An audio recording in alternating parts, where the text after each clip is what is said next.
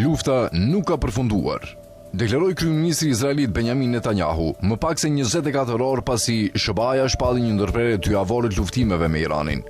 Një sinjal i qartë për atë që pritet të vijë nga një udhëheqje izraelite e inkurajuar, e cila nuk ka arritur objektivat e saj për fitore totale në një luftë me 7 fronte që vazhdon që nga tetori i vitit 2023. Ndërsa në mediat arabe dhe angleze marrveshjan pushimi për t'i dhënë fund armiqësive rajonale.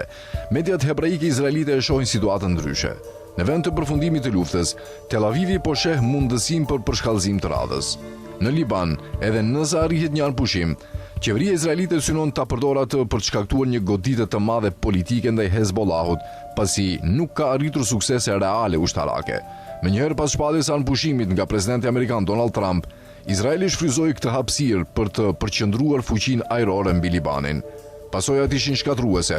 Rreth 300 civil libanez u vranë në një seri sulmesh që zgjatën vetëm 10 minuta, pas një vale bombardimesh në gjithë vendin, përfshirë edhe shënjestrimin e një ambulance.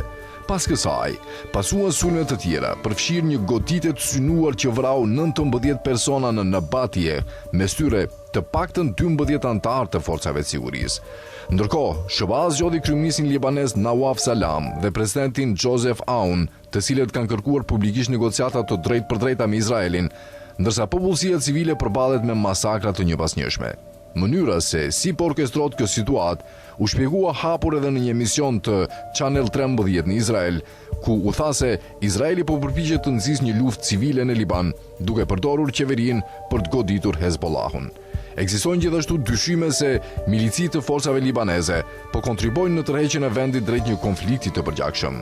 Ashtu si më 27 nëntor 2024, kur u shpallan pushimin e Liban, Izraeli nuk e sheh atë si një marrëveshje për ndalimin reciprok të agresionit. Gjatë 15 muajve, Izraeli kreu rreth 15.400 shkele të anëpushimit në Liban, një rekord i paprecedent historik. Ndërsa qeveria libaneze mbështetur nga SBA pretendonte se lufta rifilloi në mars, Izraeli kishte vazhduar operacionet në jug të Libanit gjatë gjithë kësaj periudhe. Në rripin e Gazës, i është quajtur anëpushim, u përdor gjithashtu si mundësi. Izraeli përfitoi një pauzë nga luftimet ndërsa vazhdonte të armatoste dhe forconte milicit aleate në enklav. Ajo shkeli anëpushimin rreth 3000 herë, duke vrarë mbi 700 palestinez, rast kur Izraeli u detyrua të respektojë një anëpushim, pas luftës së vitit 2006 në Liban. Por edhe atëherë, ai vazhdoi të shkelte sovranitetin libanez në mënyrë të përsëritur. Megjithatë, situata pas 7 tetorit ka ndryshuar gjithçka dhe ka hapur një fazë të re ekspansioniste për qeverinë izraelite. Si Benjamin Netanyahu, ashtu edhe lideri i opozitës, Yair Lapid, kanë shprehur publikisht interes për zgjerimin e kufive të Izraelit dhe realizimin e projektit të ashtu quajtur Izraeli i Madh. Ministri i Mbrojtjes Israel Katz ka deklaruar synimin për zgjerimin deri në lumin Litani në Liban, ndërsa ministri i Financave Bezalel Smotrich ka theksuar hapur objektivin për vendosjen e kolonëve në ato territore.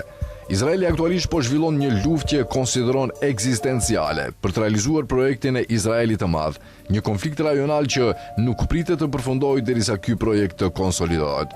Kjo do thotë se edhe nëse arrihen marrëveshje anëpushimi me Iranin apo Libanin, ato nuk përfaqësojnë fundin e luftës, por thjesht një mundësi për riorganizim dhe përshkallëzim të ri në të ardhmen. Historia dhe deklaratat e vetë udhëheqjes izraelite tregojnë qartë se një anëpushim i qëndrueshëm në këtë kontekst mbetet vështirë për të realizuar.